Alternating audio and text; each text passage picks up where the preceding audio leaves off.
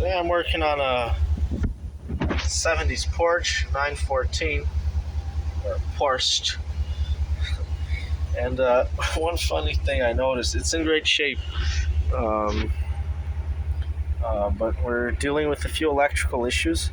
And one thing I just noticed is that when I press on the brake pedal, it actually, the voltmeter actually shows a higher voltage,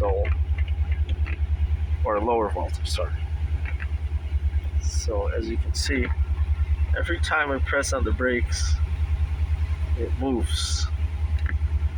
So that can't be right. There must be a loose wire hitting the brakes or the brake pedal.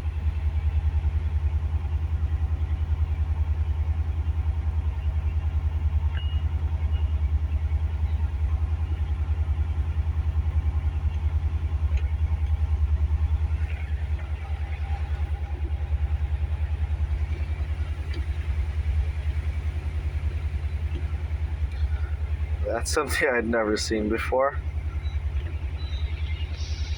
Continue every day.